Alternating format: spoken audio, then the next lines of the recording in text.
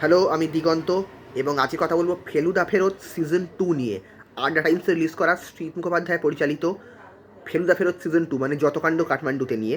এই সিরিজটা অ্যাকচুয়ালি শ্রীত মুখোপাধ্যায়ের প্রথম দিকে শ্যুট করা সিরিজ, মানে ছিন্নমস্তার অভিশাপ আর যতকাণ্ড কাঠমান্ডুতে মানে সিজন 1 সিজন 2 সাইমালটেনিয়াসলি শ্যুট করা, বাট রিলিজ করলো এতদিন বাদে।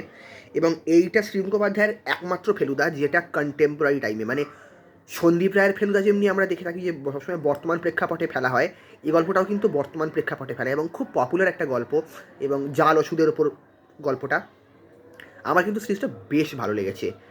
গল্পটা যেমন সুন্দর, আমার একটু টেনশন ছিল যে এখনকার সময়ের মানে এখানে ফেলুদা তোপসে দুজনকেই আমরা স্মার্টফোন ইউজ করতে দেখেছি, তো একটু ভয় ছিল যে স্মার্টফোন নিয়ে এদের গল্পগুলো খুব একটা ডিস্টর্ট হয়ে যাবে না, তো কিন্তু না, স্মার্টফোন নিয়ে এখনকার প্রেক্ষাপটে থেকেও কিন্তু গল্পটাকে ডিস্টর্ট না করেও কিন্তু সেই মজাটা পাওয়া গেছে।